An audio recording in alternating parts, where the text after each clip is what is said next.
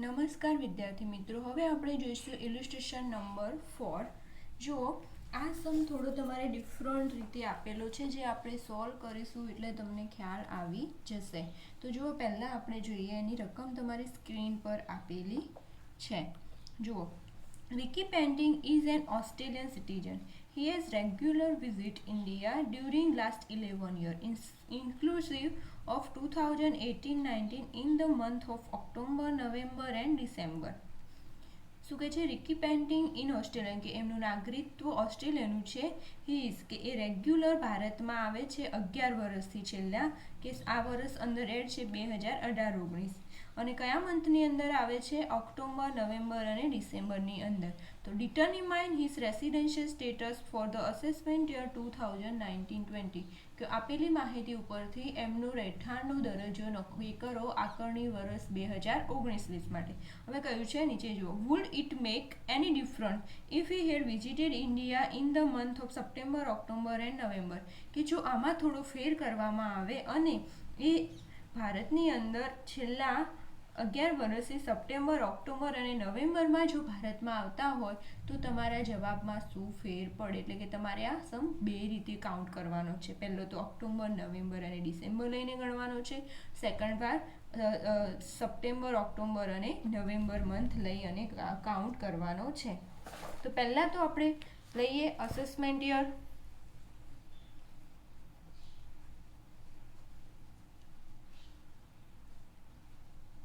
Assessment year કયું છે? 2019-20. તો પ્રીવિયસ યર કયું થશે આપણું? Previous year 2018-19. સ્ટાર્ટ ક્યારે થશે? 1 એપ્રિલ 2018 to 31 માર્ચ 2019. આટલા સમયગાળામાં એ ભારતમાં કેટલા દિવસ રહેલા છે એ જોવાનું છે. હવે તો પહેલાં તો આપણે સમ લઈએ એની અંદર, કે if he had stay in India during October, November and December, કે એ ભારતની અંદર ઓક્ટોબર, નવેમ્બર અને ડિસેમ્બર 3 મંથની અંદર રહેલા હોય. તો ફર્સ્ટ નંબર લઈએ. If he had stayed in India during October, November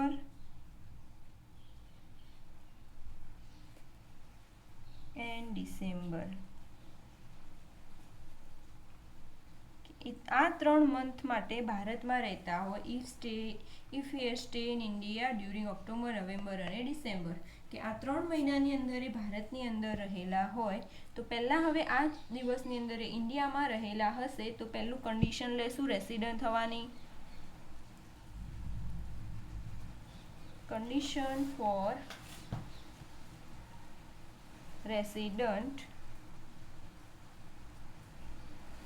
condition for resident, એમાં પહેલી condition, if he has stay in India preceding previous year 182 days, if he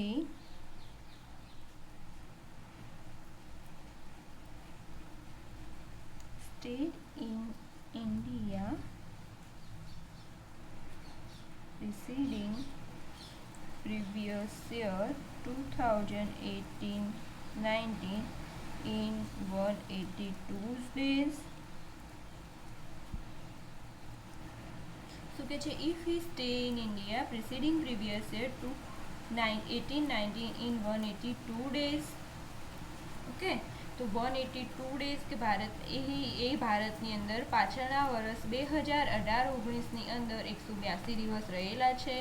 તો જુઓ, આપણે ગણતરી કરીએ ક્યારે આવે છે ભારતની અંદર એ વ્યક્તિ? October, November and December. તો જોઈ લઈએ. જો જાન્યુઆરી, ફેબ્રુઆરી, માર્ચ, એપ્રિલ, મે, જૂન, જુલાઈ, ઓગસ્ટ, સપ્ટેમ્બર, ઓક્ટોબર, નવેમ્બર અને ડિસેમ્બર. તો ઓક્ટોબરના 31 ડેઝ, આમાં 30 ડેઝ, આમાં 31 ડેઝ, ટોટલ કેટલા? 92 ડેઝ. કેટલા દિવસ રહ્યા છે? 92 ડેઝ. તો કે એ ભારતની અંદર પાછળનું વર્ષ 2018-19ની અંદર 182 દિવસ કે એથી વધુ દિવસ રહેલા છે. તો કેટલા દિવસ રહેલા છે? 92 ડેઝ. તો આન્સરમાં શું આવશે? નો. સેકન્ડ લઈએ. If he stay in India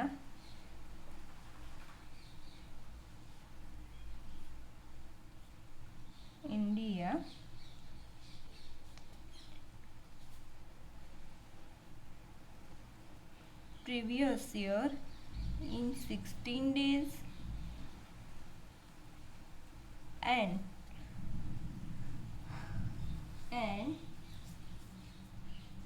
preceding 4 previous year 365 days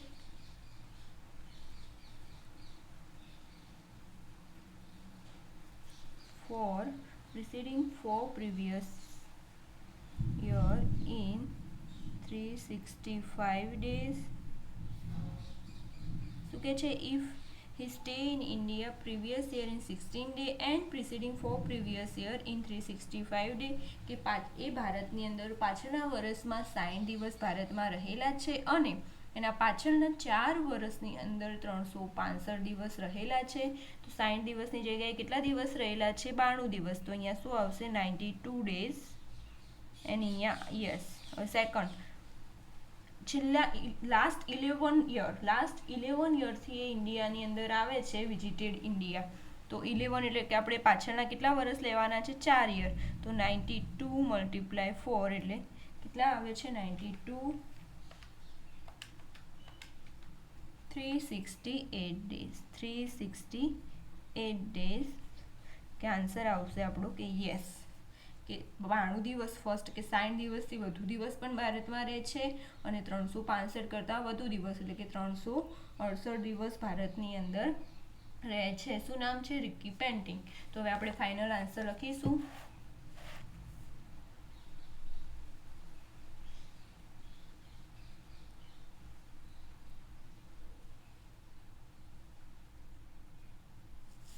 final answer આપણે લખીશું. So as Ricky Panting fulfill one of the basic condition for a resident, so as Ricky Panting fulfill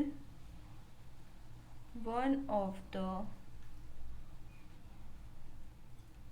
basic condition for resident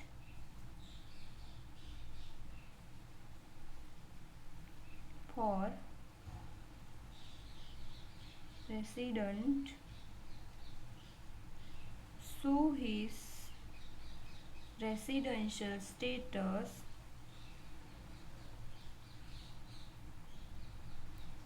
is resident.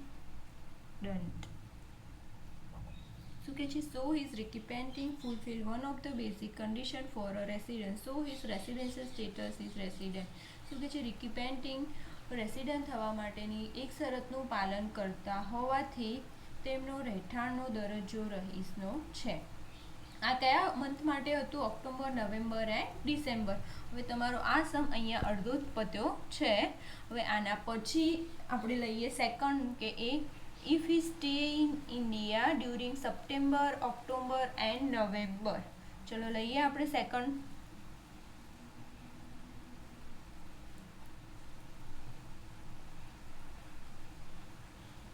India sorry હા, હવે Ricky painting resident છે તો હવે આપણે second શું cheque કરશું? Ordinary resident. તો condition જોઈશું ઓર્ડિનરી રેસિડન્ટની. તો condition for ordinary resident,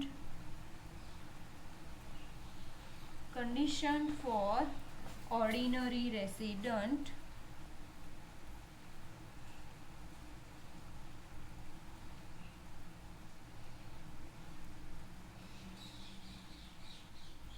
condition for ordinary resident. તો પહેલી કન્ડિશન શું છે કે if he resident for more than 2 year at at for 10 preceding year. तो first, if he resident for more than 2 year at of 10 preceding year.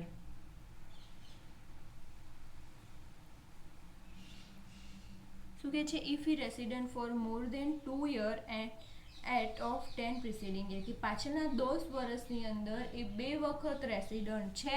તો હવે જો Ricky painting શું કહે છે? લાસ્ટ 11 યર, કે લાસ્ટ 11 યરથી ઓક્ટોબર, નવેમ્બર અને ડિસેમ્બરમાં ભારત આવતો હશે તો પહેલી શરત 182 182 ડેઝવાળી કમ્પ્લીટ નહીં કરી હોય, પરંતુ સેકન્ડ શરત 16 day and 364 day in a 4 year, એ શરત કમ્પ્લીટ કરી હશે, એ કન્ડિશન ફૂલફિલ કરી હશે. માટે લાસ્ટ 11 ને 11 10 એટલે 10 એ 10 યરની અંદર 10 વખત રેસિડન્ટ હશે.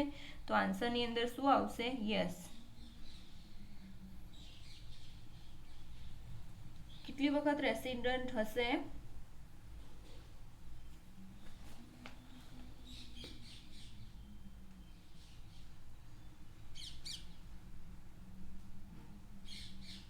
યસ, આન્સરની અંદર આવશે કે યસ. સેકન્ડ લઈએ, બીજી કન્ડિશન એન્ડ કરીને, કે એની સાથે જોડાયેલી છે. If he stay in India 713 days in preceding 7 previous year. શું કહે છે? If he stay in India 713 days in preceding 7 previous year, કે પાછળના 7 વર્ષની અંદર એ 730 દિવસ ભારતમાં રહેલો છે. તો 1 યરની અંદર કેટલા દિવસ રહેલો છે? 92. તો મલ્ટીપ્લાય 7, તો કેટલા થાય છે? 644 ડેઝ. તો આન્સર શું આવશે? 730 713 ડેઝ થાય છે? નો. તો કે નો, નથી થતા. તો હવે પહેલી કન્ડિશન પૂરી કરે છે રિકી પેન્ટિંગ, કે 2 વખત રેસિડન્ટ છે, પરંતુ સેકન્ડ કન્ડિશન કે 730 દિવસ નથી રહેતો. તો હવે આપણું શું થશે? એક ઓર્ડિનરી રેસિડન્ટ નથી. જો ઓર્ડિનરી રેસિડન્ટ થવા માટે વિદ્યાર્થી મિત્રો બંને શરતો કમ્પ્લીટ કરતો હોવો જોઈએ, પરંતુ ઓનલી રેસિડન્ટની અંદર જ એક શરત પૂરી કરતો હોય તો ચાલે છે. તો હવે ફાઇનલ આન્સર લખીશું. So Ricky painting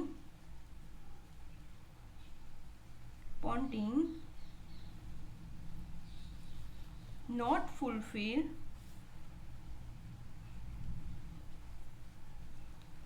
one of the basic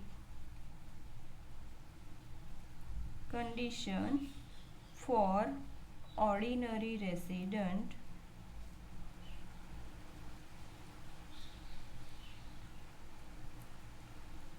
His residential status is resident but not ordinary resident. Double કોમામાં અને નીચે અંડરલાઈન કરી લઈશું. જોશું કે છે so Ricky Ponting not fulfill one of the basic condition for ordinary resident. His residential status is resident but not ordinary resident. Ricky painting ordinary resident થવા માટેની એક શરતનું પાલન કરતા ન હોવાથી એમનો રહેઠાણનો દરજ્જો શું છે?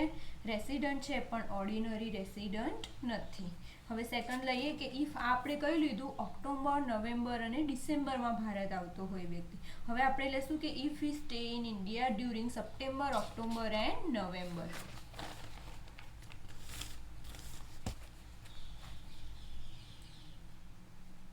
Second, if he stay in India during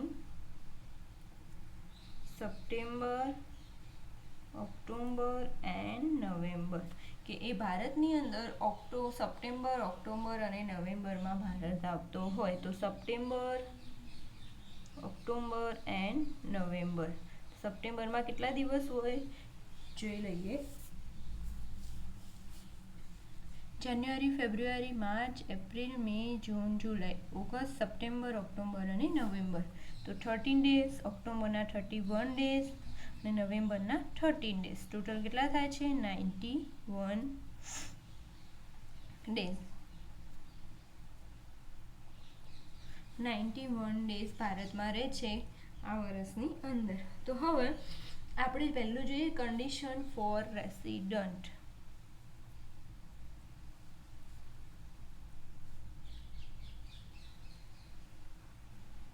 Condition for resident. First, if we stay in India 182 days and more and previous year 2018-19. If he stay in India 182 days and more on previous year 2018-19 પાછળના વર્ષ 2018-19ની અંદર 182 દિવસ કે તેથી વધુ દિવસ ઇન્ડિયામાં રહેલો છે. તો જોઈએ કેટલા દિવસ રહેલો છે. આપણે કાઉન્ટ કર્યું છે આગળ 91 ડેઝ. તો 91 ડેઝ 182 દિવસ નથી રહેલો તો આન્સરની અંદર નો. હવે લઈએ એની ઓરમાં કન્ડિશન છે. સેકન્ડ કન્ડિશન શું છે? If he stay in India 16 days during previous year and preceding for previous year 365 days. तो लइए if he stay in India 16 days during previous year and preceding for previous year 365 days. શું કહે છે? If he stay in India 16 days during previous year and preceding for previous year 365 days. તો કે એ પાછળના વર્ષમાં 60 દિવસ ઇન્ડિયાની અંદર રહેલો છે. તો જુઓ 60 દિવસ એટલે 91 ડેઝ રહેલો છે વ્યક્તિ. તો કે યસ, પરંતુ પાછળના 4 વર્ષની અંદર 365 દિવસ. તો 91 મલ્ટીપ્લાય 4 એટલે કેટલા દિવસ થાય છે? 364 ડેઝ. તો 365 ડે નથી થતા. 365 ડે નથી થતા. ઓનલી 364 ડે, એક દિવસનો ફરક પડે છે. માટે રેસિડન્ટ નથી. તો હવે આપણે જોઈશું final answer. So his mister Ricky Ponting not fulfil if of the basic condition for resident if of the resident, so his residential status is not resident. Any of the basic condition if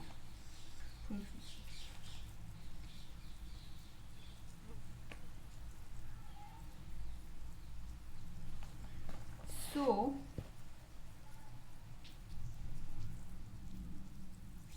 has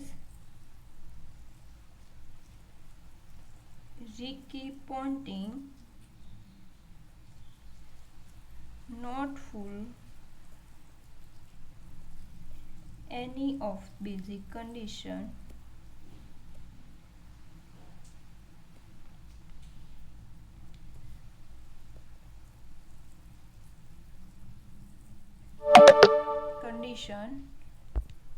any of basic condition for resident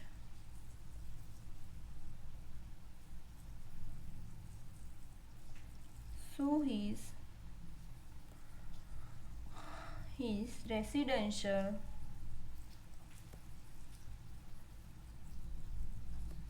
status is not resident. શું કહે છે? So is Mr. Ricky Ponting not fulfill any of the basic condition for his residential status.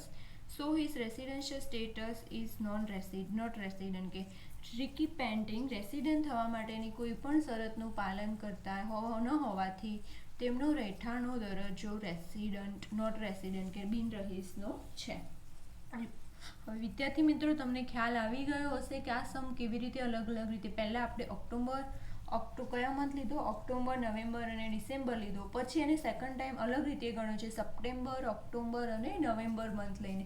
એમાં only 1 day, એકમાં 92 days થતા હતા, આની અંદર 91 days. એક દિવસમાં કેટલો ફરક પડી જાય છે એ તમે જોઈ લીધું. હવે આ ટાઈપનું કોઈ પણ સમ તમને પૂછાય તો ચેક કરી લેજો, મિસ્ટેક ના કરતા. એક રીતે સમ નથી ગણવાનું, 2 રીતે આ સમ કાઉન્ટ કરવાનો છે, મિસ્ટેક ના કરતા અને ધ્યાન રાખી અને ગણજો. અને આ સમમાં તમને કોઈ પણ ક્વેરી હોય તો મારો પર્સનલ કોન્ટેક્ટ કરી શકો છો. આભાર.